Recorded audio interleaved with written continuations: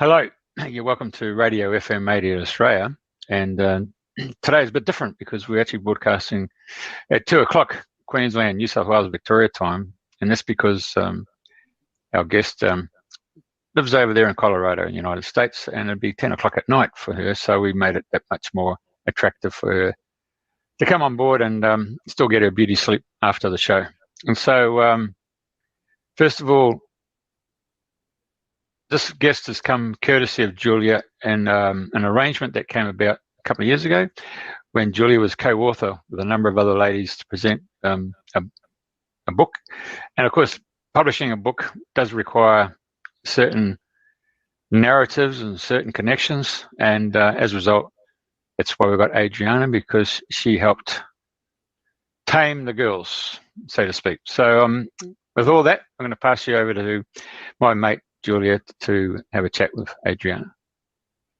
Great. Hello, everyone. Welcome to today's edition of Dreaming the New Dream, and welcome Adriana Monique Alvarez.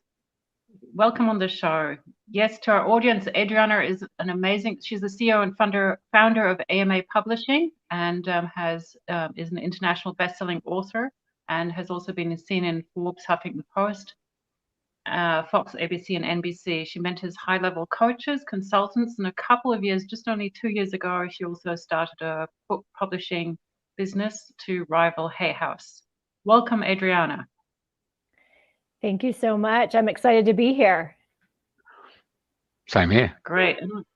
Yeah, and I'm excited to hear about this, how sort of between the start and the beginning. So I understand that when you were 19, you finished high school, and instead of going to university or working as an apprentice somewhere or as a job, you decided to leave America and go off to Europe, to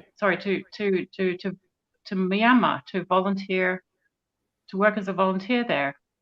What drew you there? Well, I actually recently found in my grandmother's home a journal I had in high school where I just filled pages talking about how I wanted to see the world. And the particular opportunity to go to Myanmar, it came up as like a summer trip. I could go volunteer, work with street kids. And so I immediately said yes, because I had no idea how I was going to get out of this small town that I'm from.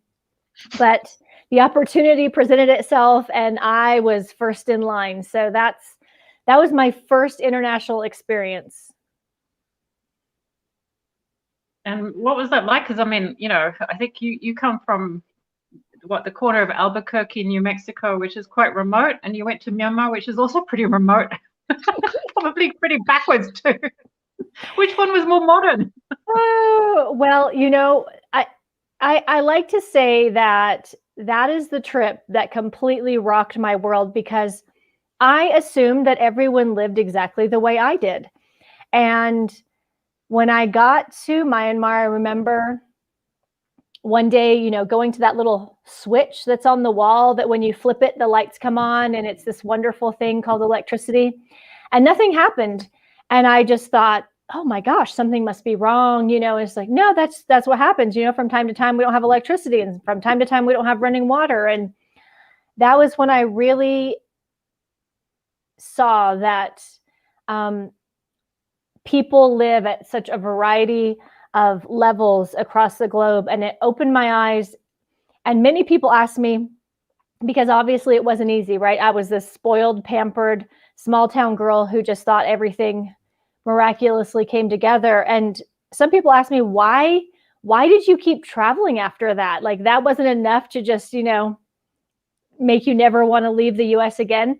But for me, even though it was difficult and it was a shock to my system, it made me hungry for more, because I knew in that moment, there's so much I don't know. And that really sparked curiosity in me. And so from Myanmar, you went on to some other, what we'd call developing countries, Albania and Kenya. You just picked the hardest places, didn't you?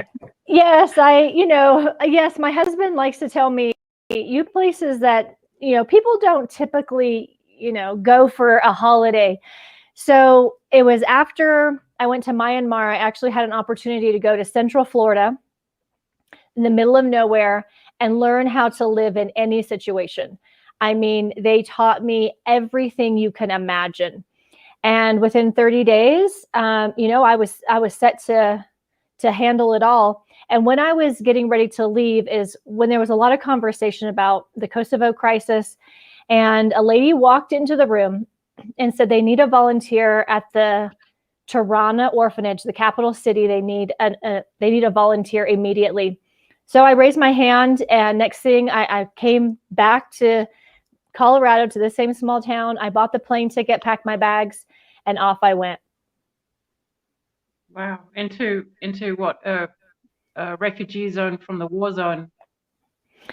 Yeah, many of these kids had been orphaned, because their parents were lost in the war.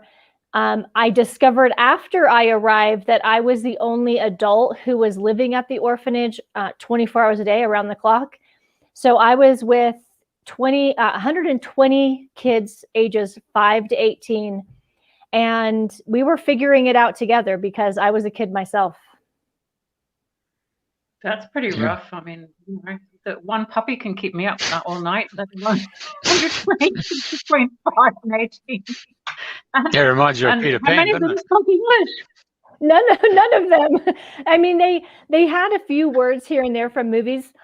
They knew Italian. They knew everything else. So needless to say, I learned Albanian within 3 months because they wouldn't shut up and stop repeating. And so I had no choice, right?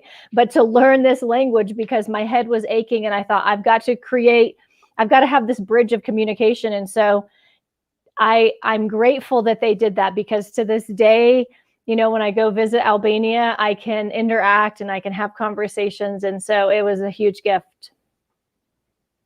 Wow. That's just crazy. What organization put you in there? Well, here's the thing. I didn't travel through organizations like Peace Corps or anything like that. I just showed up and said, how can I help? And the same was true when I went to Kenya. After 3 years in Albania, I was actually on a plane to the US to see my family. And the woman I was sitting next to was none other than Burmese. And she could not believe that I had went to Burma, Myanmar. And she told me, oh, I'm living in Kenya and there's plenty of opportunities for volunteering. And she said, why don't you come live at my house? So I turned right back around, went to Kenya. I lived with her and I was a volunteer at an HIV baby orphanage there. Okay. So what, inland or down towards the ocean at Mombasa? The first 3 months I was in the middle of nowhere. I was out in the bush. I can't even tell you where I was at. And then after that, I came into Nairobi and I was right there in the heart of it all. Yep. That's amazing. What's the Burmese woman doing in Kenya? She worked for the UN. Oh. Yeah. And I guess going from Albanian, forests, landscape, to Kenya, where like we've been, and they say you can't even go out at night if you're in the country because there might be wild animals fighting in the grass wanting to eat you while you're picking flowers. Well, tell us about that part of it. Well, I will tell you, I tell people to this day, I'll never forget when I arrived, they told me, whatever you do, don't walk in the grass because those mambas will get you. And I didn't go out after dark. That was what I knew for sure.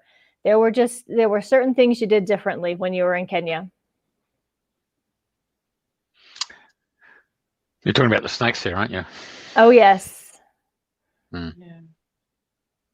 And what was it like taking care of the kids? I mean, was that sort of during the HIV crisis, or was that sort of post, or in terms of time frames and support for the kids and help? I mean, were they just, were you just helping them to just survive, or was there a program to get them better?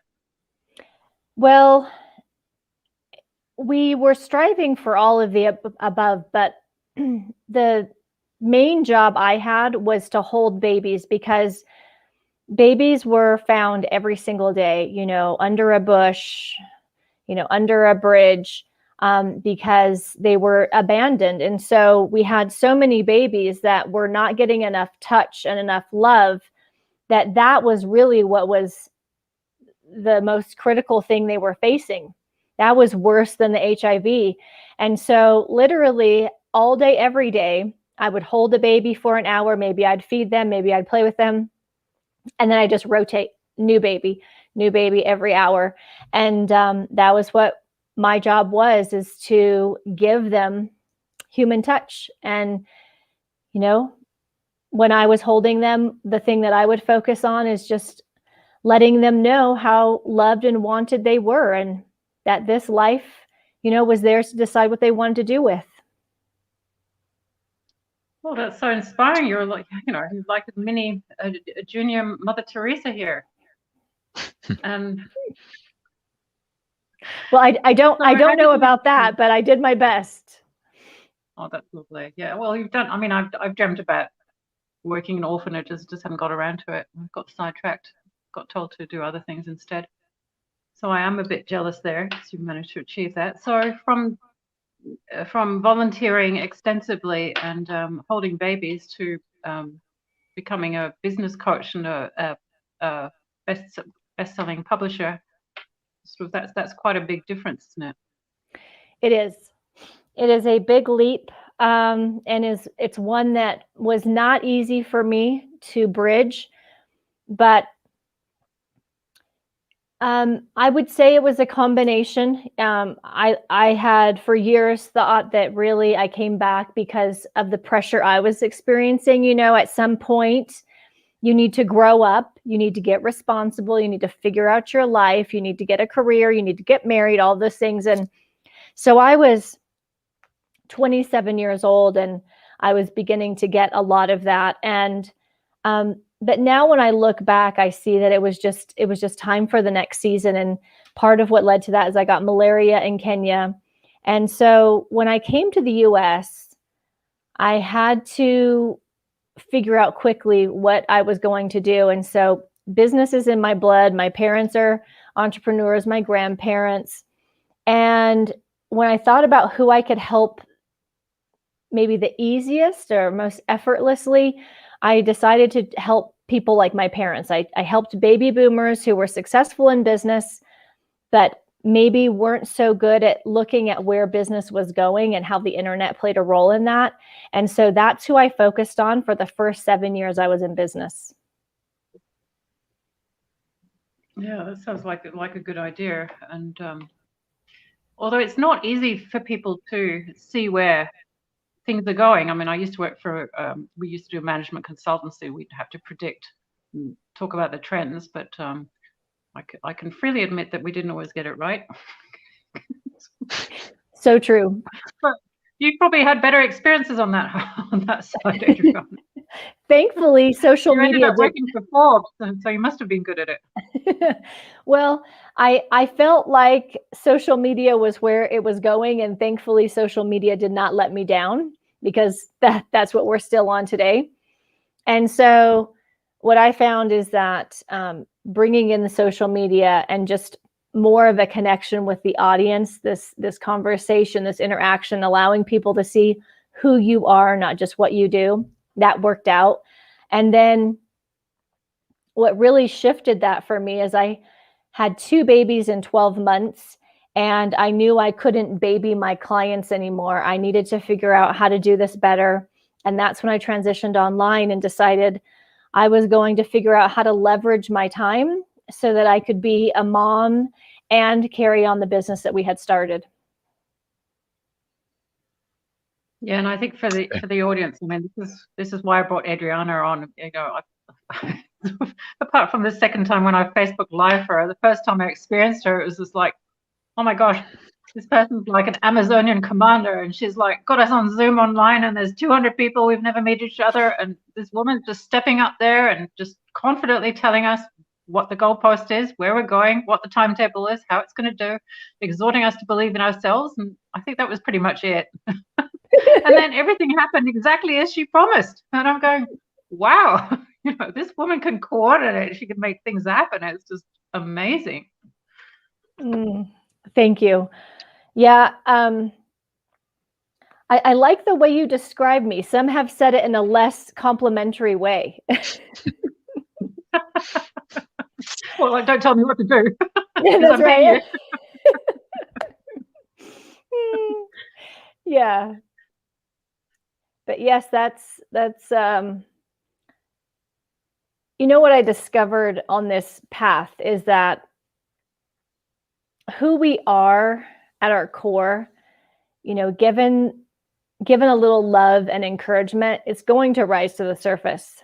And that's why I love what I do, because I find that when I get women together and I give them a little bit of encouragement and I demonstrate to them the belief I have in them, who they really are can bubble up and really shine and be seen by those around them. And that's my favorite thing to do. Yeah, I think that's it in a nutshell why it works, because you know that magical ingredient, that faith, and seeing them who they are, and that they giving them that leverage is like the yeast in the bread. Mm. And it's interesting because in Australia at the moment there's all these discussions about breaking the gender models, because we obviously have had a lot of domestic violence, which is still an issue, and they're trying to educate even in the schools for kids to be able to break beyond those borders and stereotypes.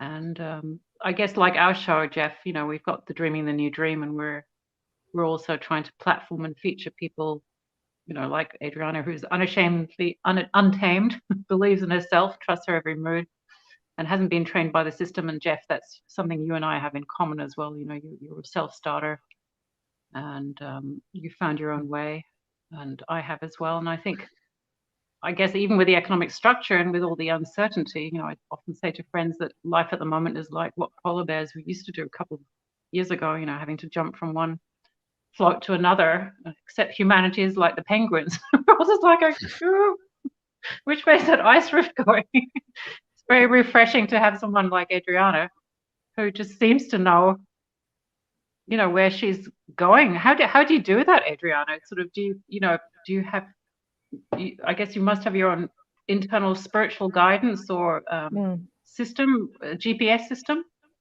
Yes, that's a good way of saying it. You know, I've had this very real and deep connection to source, God, whatever you want to call it. And it's like you described it, a deep knowing, a real deep knowing of, I like to think of it as a deep knowing what I'm connected to, as well as who I am and why I'm here. And it's allowed me to sort of create this tunnel vision of keeping the outside voices and noise out, because there's a lot of good information and there's a lot of good advice and there's a lot of well-meaning people. But at the end of the day, none of that can be directing my life. And so I stay true to this simple ritual and practice of getting quiet and tuning into the part of me that absolutely knows who I am and where I'm going. And that's so valuable.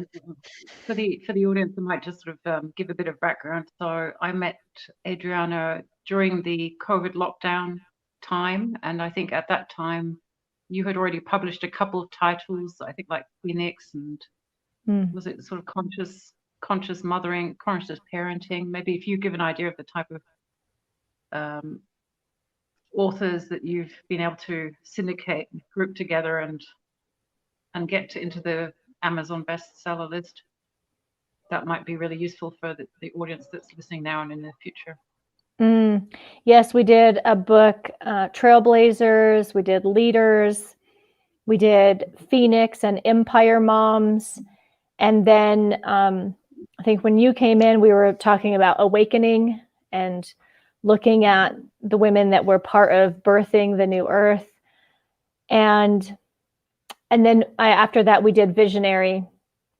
And now what I'm doing, and each of those titles, those were dropped in and came to me by my daughter, Nina, who often is, I shouldn't even say often, we'll say 99.9% of the time, where my ideas come from. And just, it's a very clear hearing. Sometimes it's an audible hearing. And so I write it down and run with it.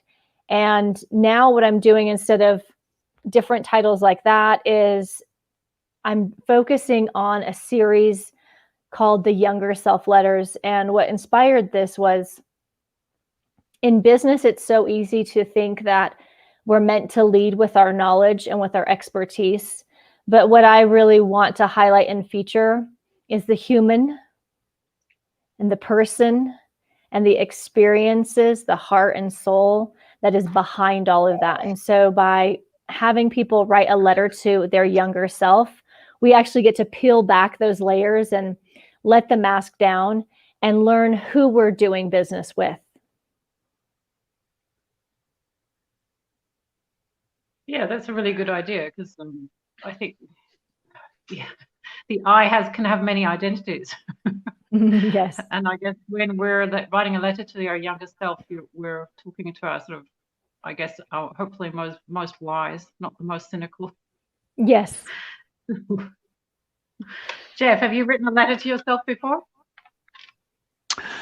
Funny enough, I was talking to a good friend of mine who lost a husband, and I suggested that she writes a love letter to him, you know, and look, if it might take a couple of days or it might just come automatically, but once you've done it and sign off on it, you'd be quite surprised. You could actually pick up another pen and paper and you actually might get the reply if you just take the time to take those thoughts and gather those thoughts and write them out. So I've got this funny feeling that actually works if you're prepared to do it and trust.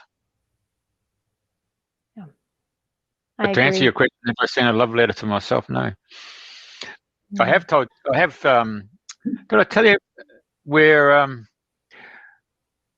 I was a youngster, used to be in bed at night and there'd be this figure standing in the door. And I suppose most kids, get scared of the dark and want the light left on. But there was this figure always standing in the door. It was years and years later. I'm talking about 30 years later.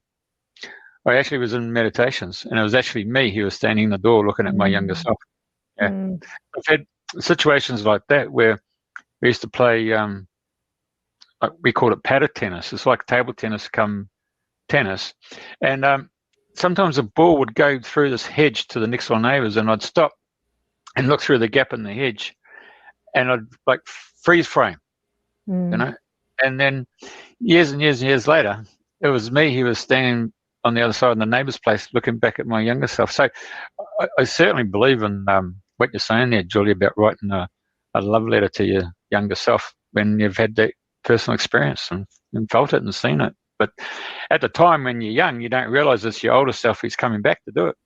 And I guess that the quality of what you'd write sort of almost goes towards what Rumi became very popular for, isn't it? It's not like you're going to give detailed instructions of what not to do, what not to eat, Before you go into that interview, make sure that sandwich crumb is off your eyebrow.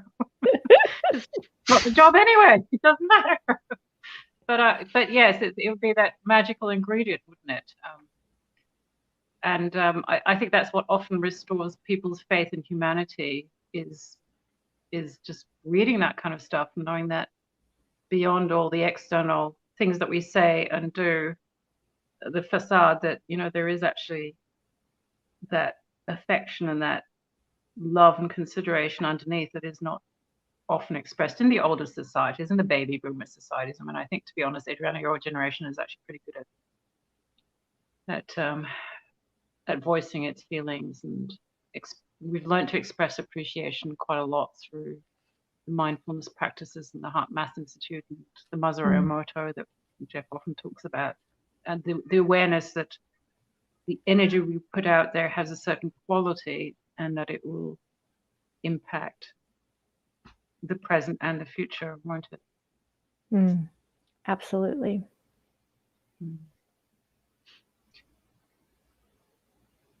So what next, Adriana? What next? Well, funny you should ask. So, I've been on this journey with Nina and some other of my guides, and against my my first choice, I'm really been feeling guidance to share what is basically been the underbelly of my experience and what has been foundational in everything that I do, and not just lead with the business side, to let people in on what that guidance looks like and feels like, and what it means to connect to the other side, and what it means to tap into our ability to go from limited to unlimited when we are connected to our angels, our guides, and our ancestors. And what I keep hearing is it's the ultimate act of co-creation when we are connected in that way. And so this obviously has put me in a very uncomfortable place, because I'm used to wearing a mask, and I'm used to having a role, and I'm used to being known for what I have done. And at first I was really afraid that it could lead to me losing my business, or, people just thinking I'm nuts, oh, we're going to talk to dead people now, but the more I talk about it, the more people I see are ready for it, and they're open. And actually just yesterday and today, I had the opportunity to be part of a group of leaders, 94 leaders from around the world, and most of them are in corporate or the nonprofit sector or education. And I was given a moment to voice this very thing. And I was shocked by how it was received. And while this might not be what people have necessarily sought out or thought about, when they hear it, based on what I've heard in the last 2 days, their face cannot hide what they are feeling inside. And in a very deep place, they know that that is accessible for them, that can be true for them. And so I am going to start to run monthly events where it's not me in the front of the room and me with all the answers and me leading the way, but the name that I was given is Guide by Your Side. And so we're not going to talk about how we connect all of this. We're not going to have a theory around it. We're going to do it together. And I can't tell you exactly what it will look like, but I'm trusting that I will be guided in the moment, so that we can actually experience and feel and know how thin the veil actually is, and how much is available to us at any given moment. I'm going to put my hand up now. As a mere male, after all these years, I've actually tapped into the emotional pain body, and I'm empathizing with my partner on it, and I'm actually taking up all her emotions. I can feel it going through my body. And it's really, really painful, to the point that I can understand why males, we shut down and don't get into our emotions. It's and yet I'm just waiting for that, with a dark night of the soul, is that what would you call it, the breakthrough? But in the process, I've get constantly different music tracks coming through, different lyrics that relate, and it's quite profound. And it's just a case of, how far does this go? So I'm just putting my hand up on behalf of all the males on this planet, asking you two girls, how do you make that breakthrough, getting through that emotional pain body? Yeah. Because obviously once you get through there, it just flows through. I feel like it's about to flow through, isn't it? Yeah. I appreciate you bringing this up. And what I found is that before I lost my daughter 3 years ago, I had no idea, obviously. I would have denied it completely, but I was not good at dealing with my emotions. And I would say I'm still learning that, especially the ones that we have been raised to believe are not the great ones, you know? And so going through grief, and for me, anger was a big one. And going through, like you said, that pain, that deep pain that you feel in every cell of your being. Number one, it broke through to the deeper parts of me.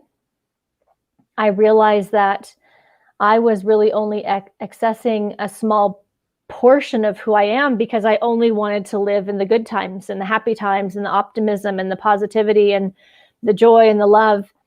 And I will say, yes, there does come a real point of breakthrough. And I remember when that happened for me.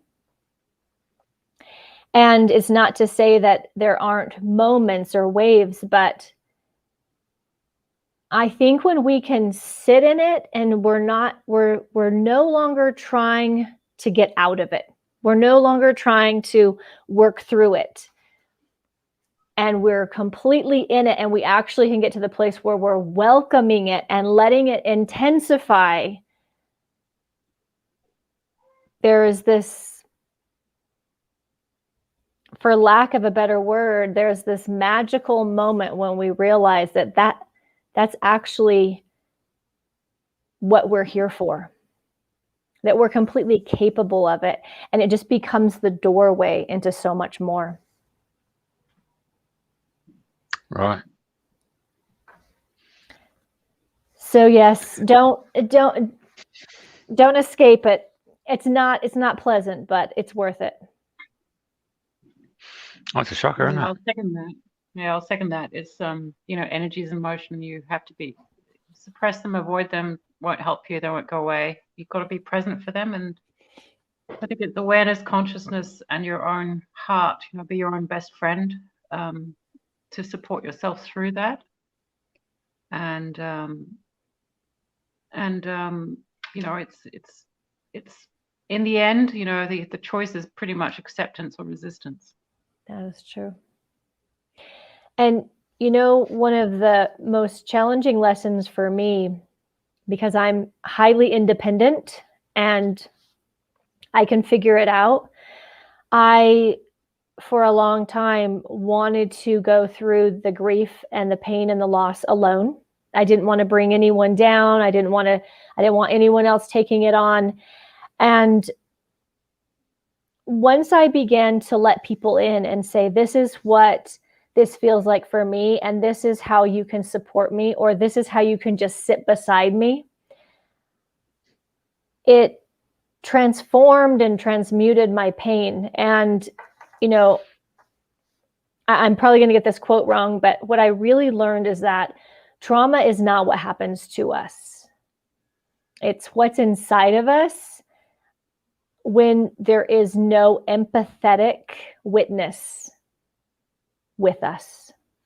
And so the more that I allow others to witness me in my pain, in my loss, in my absolute darkest moments, the more I realize how absolutely loved and supported I am.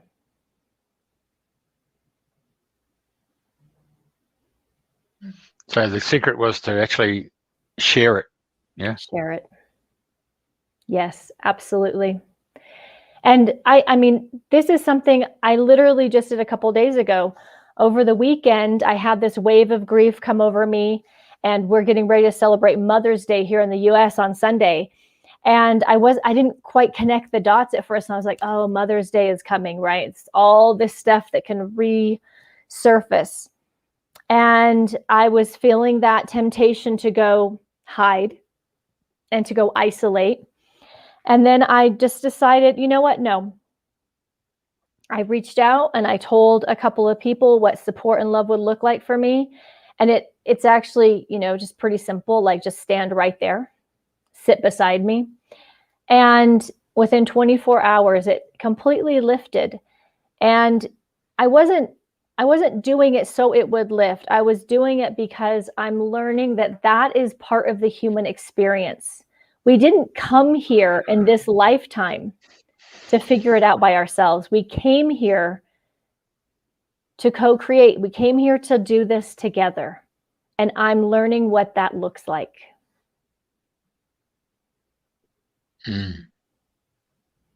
And interestingly, someone was just saying the other day that one of my spirit guides was saying that humanity is actually one of the few realms where one has to deal with emotions.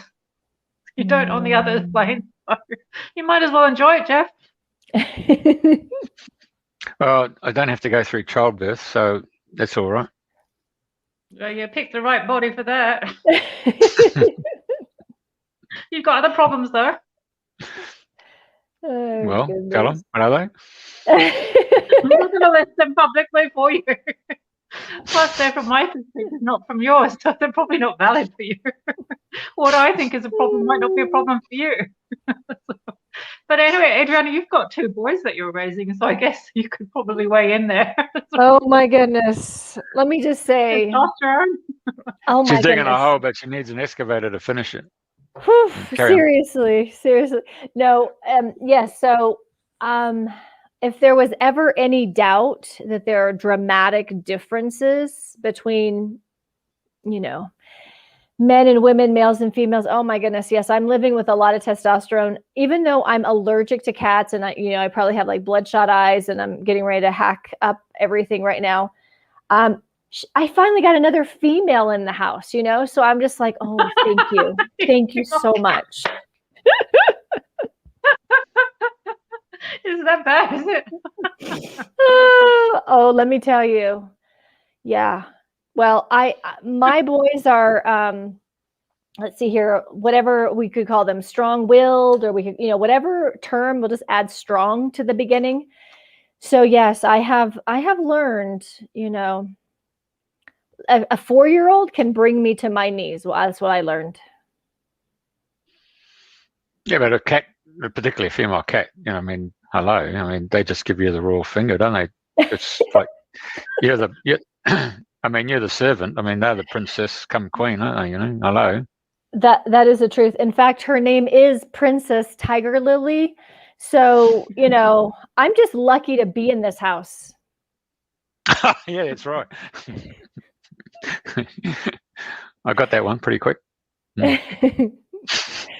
So yeah, that's my situation. Yeah. There you go. And then on top of that, you're also renovating a homestead or something, aren't you? Or you're learning to homestead. What does it mean, farm? Does that mean grow vegetables? Yeah, I wouldn't go as far as to say farming, because farming is next level, and I definitely don't think that I can approach that in this lifetime. But we're expanding the orchard already. My husband has now planted like 19 trees since we got here. And then we're doing a greenhouse and chicken coop and bees. But yeah, we've been remodeling this house, and I'm so happy to say that we're done. And I learned that remodeling is the only thing that exhausts me. I tend to be like that annoying Energizer bunny that's just going from morning to night and is perky and, happy to wake up at 6 a.m. But having a house full of like plumbers and people drilling and new floors being put in, it drove me to get an office outside the home. We'll say that. Yeah, I think that's a good idea. You can hide away from the 4-year-old. Yeah, exactly. And the plumbers and the drillers. I think it's a really good idea. It's worked let's out. just move back to the Hang on, one question. Hey, with all your travels around the world, when it comes to this interior decorating of your house, are you using aspects that you've seen from overseas, or are you going straight to the Mexican abode type construction? So it's a combination, but I haven't been in charge. My husband has been in charge of everything. So if like friends and family will come over and they're like, oh, where'd you get this idea? And it was Derek.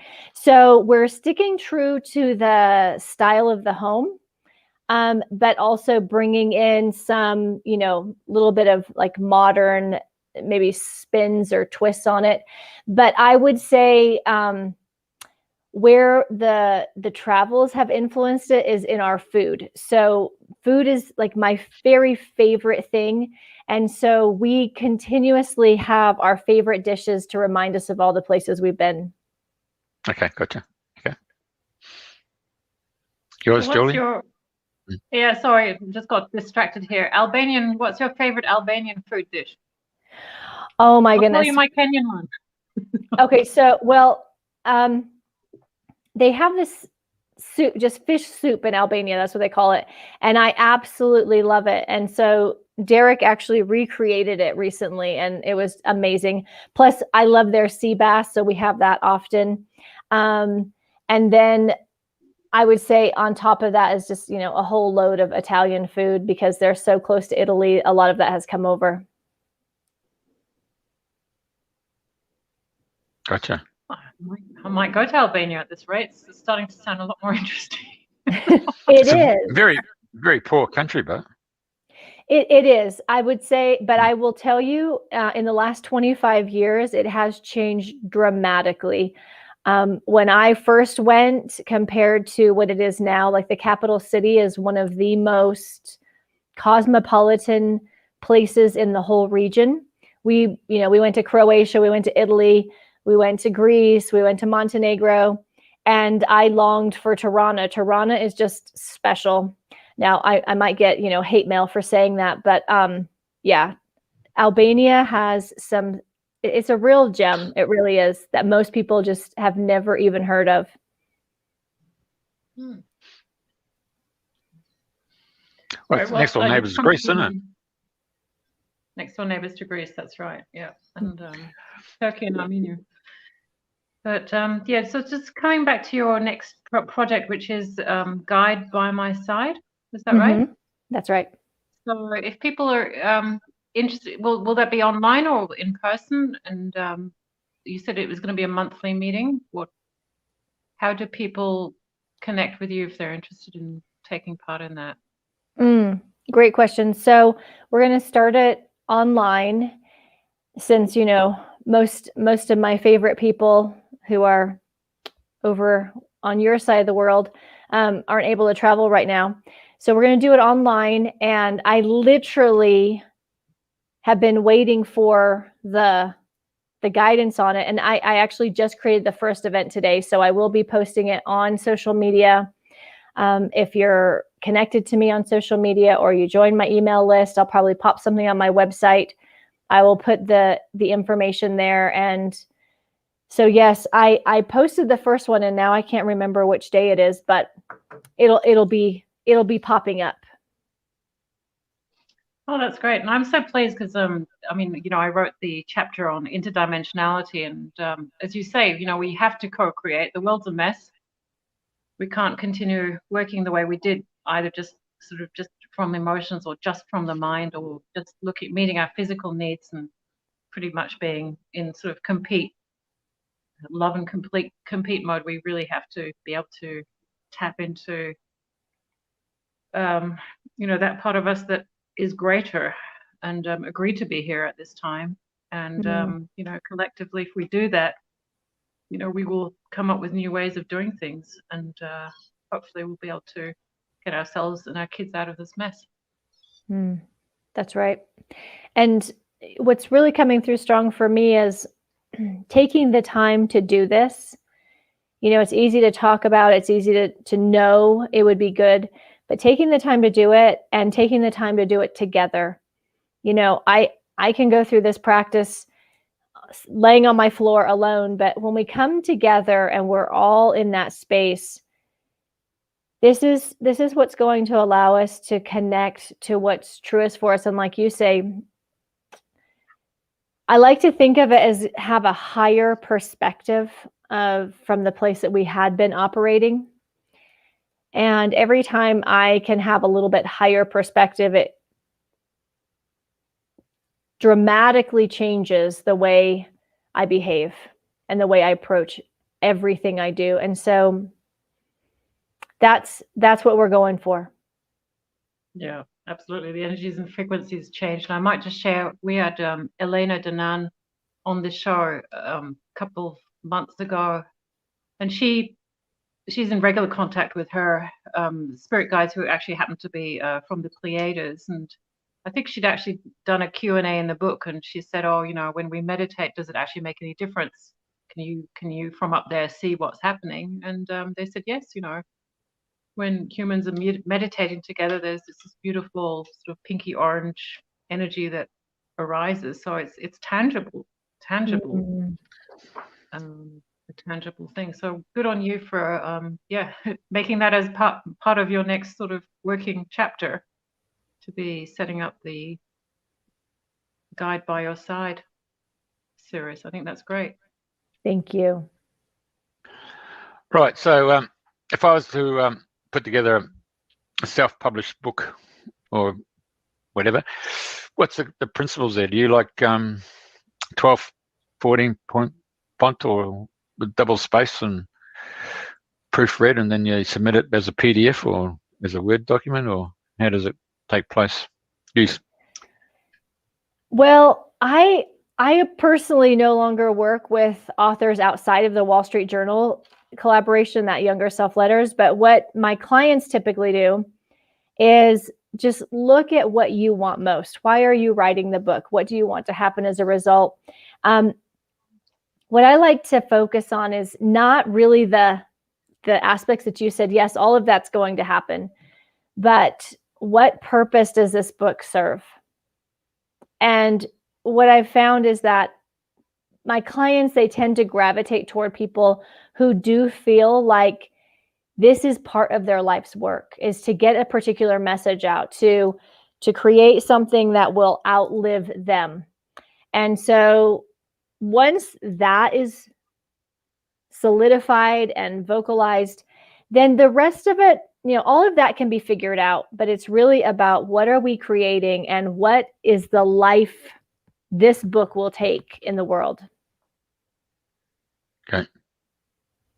So pretty much with intent and heart, and the rest can kind of fit into different structures.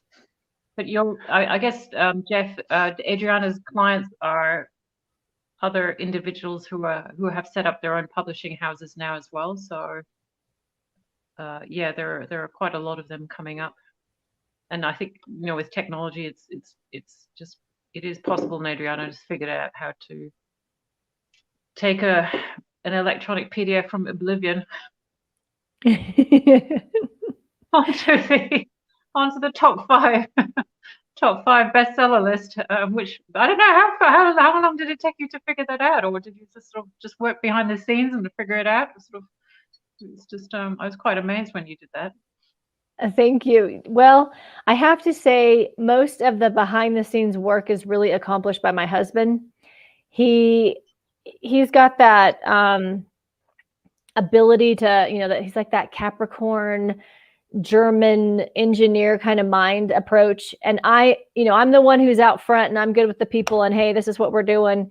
And he figures out how we're going to actually execute what I promise. He tells me that all the time, I heard you on this live. Like, how are you going to do that? I go, I don't know. You'll figure it out.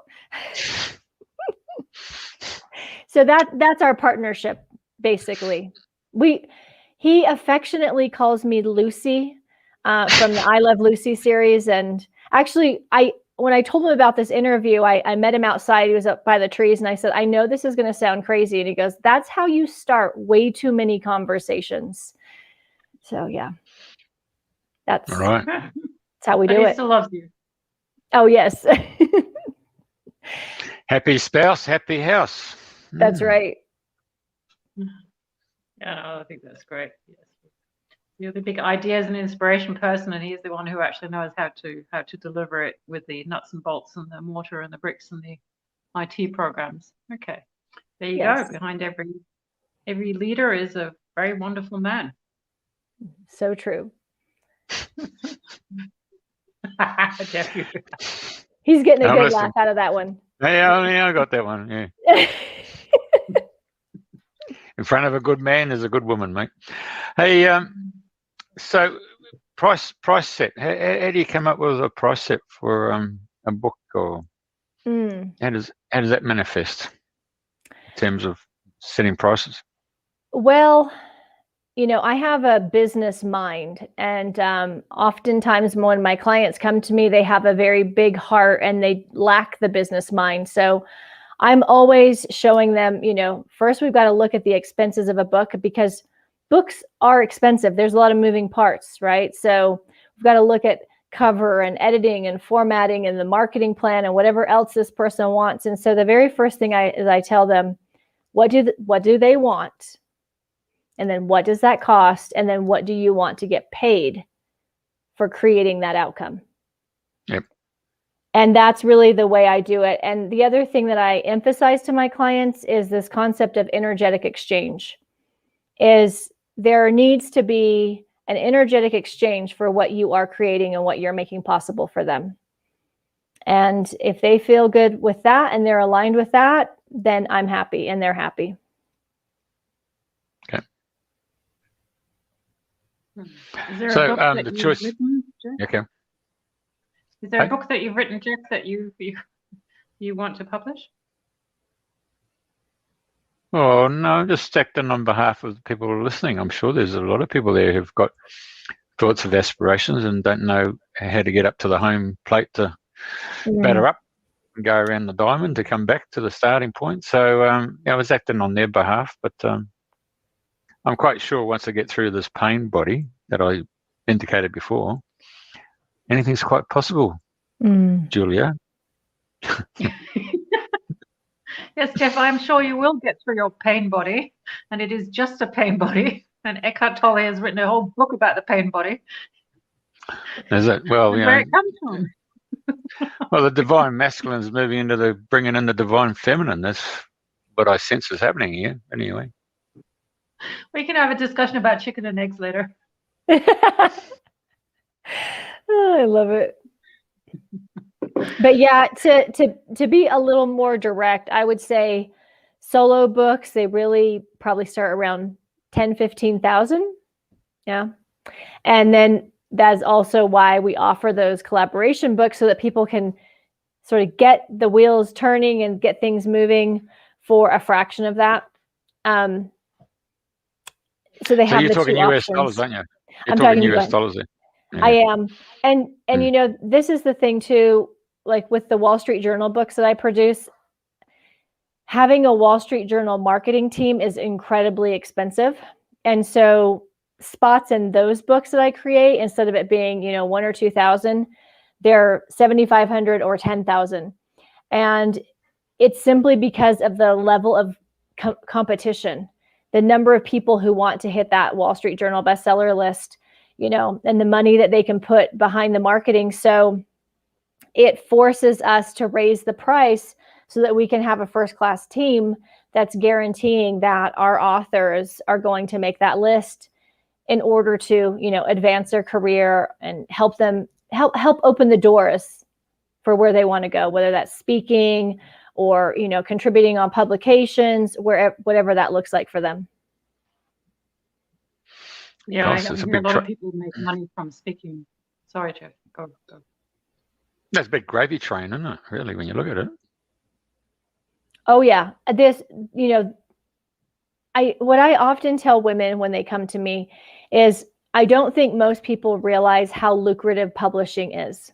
Even a boutique publishing house can churn a lot of cash. And it's for a few reasons, because people already know they want books, especially entrepreneurs who we typically cater to. It's part of the path. I don't have to convince them. My clients don't have to convince them that it's important. They know they want it. And it's a marketing asset that will work for them for a very long time. And so it can demand a higher price tag.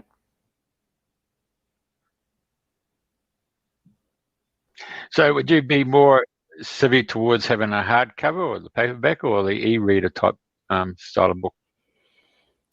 What we do is we do the digital version and the paperback. Hardback is it's like another step in the process. And so we don't always do that. And then the other option that we're going to be incorporating more are the audiobooks. Yep.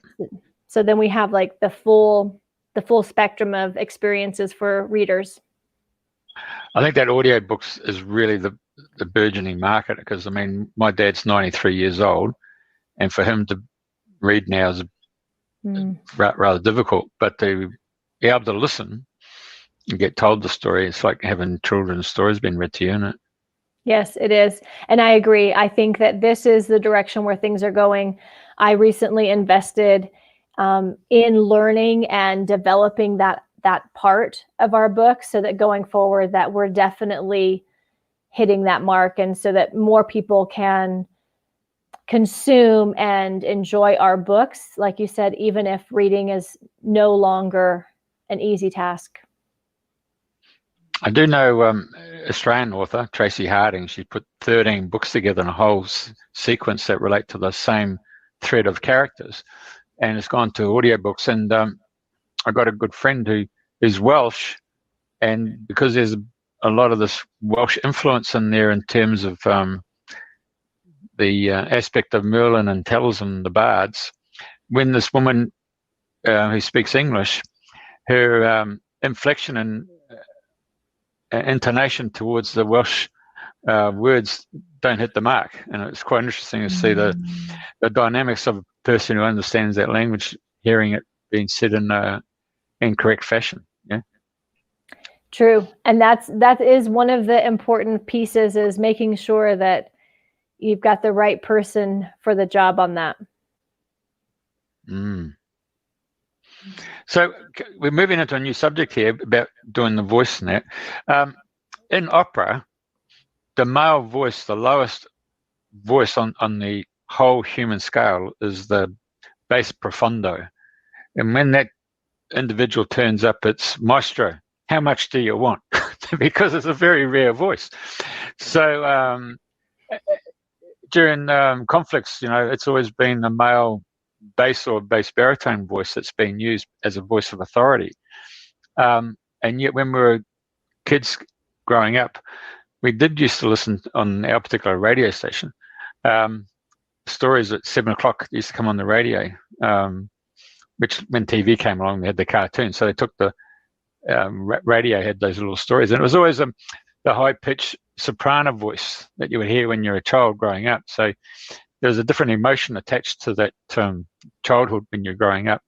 But later in life, when you start hearing the boys, their voice starts cracking and it starts moving down into the tenor voice and into the baritone and the bass. It's a really interesting play on this whole dynamics when it comes to doing where you're going to go with audiobooks, isn't it? It's a bit more Scientology going to it, isn't it? Oh, yes. There's this whole art to it. Whether it's you want to reflect the author, or you want to cater to the audience, or, like you said, what matches the tone that you want to carry. So, yeah, there are many different aspects that you have to consider that you don't even think about until you're deep into it. Well, you're in the States, so you've got different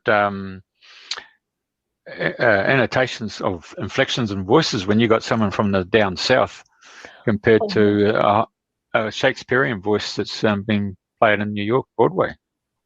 Oh, definitely. We've got such a range of accents, but I think what I want to do for my next book is have an Australian's accent, because I always say if I had your accent, I would have a completely different life. Really? Well, if you go and say, Siri, get me so-and-so, that voice comes from a lady up here in the Sunshine Coast in Queensland. See there? There you go. Yeah. So I've got a mate who just rang before, and I said, we're doing a show. Now, when he talks to Siri, he says, Siri, do you love me today? Oh, my goodness. And of course, he gets the Australian accent coming along. Yeah. I love it. Yeah. Anyway, well, I just thought I could see that story unfolding there, how important it is, because I was in China and we're on a bus, and the lady who was giving us the talk, she was Chinese, and she really took the CCP approach and talked about the imperialism of America and all this stuff. And I had enough of that. And I said, excuse me, do you realize that you talk with an American accent? See that guy there, he speaks with Hong Kong English, he's Canadian English, that's Welsh English, that's Scottish English, that's Kiwi, New Zealand English, this is Australian English, but you got an American buddy English. Well, anyway, when we got back on the bus, he said, oh, excuse me, sir. I realise now I do have an American accent, and the reason is that when I went to university, our professors were from America, so we just imitated their accent. Wow. There's a lot of dynamics to it, isn't it? There's so many layers to this, this global community that we are a part of. But I think, when certain voices, like the voice of Alan Watts, for example, and I was just thinking the spirit guides, when they communicate with us and the archangels, there's just a depth and a timbre and just a level behind that transcends all of that. So yes, there is all that differences and different connotations and triggering or acceptance, but there is also, I think, a common medium that we can tap into to communicate appealingly to the audience, I guess. So I hope, dear audience, that we've appealed to you and that you've been both inspired and entertained by Adriana, Jeff, and my conversations and exploration with each other. I'm very excited to Adriana, to hear about your guide by my side series. I like the way you've coined that as well. So thank you very much for joining us on Dreaming the New Dream today. Thank you so much for having me. It's been wonderful. Awesome, isn't it? Thank you very, very much. Thank you. Thanks for having me. Okay. Good night. Good afternoon, everyone. Good night, Adriana. Thank you a lot. Take care. Thank you for coming.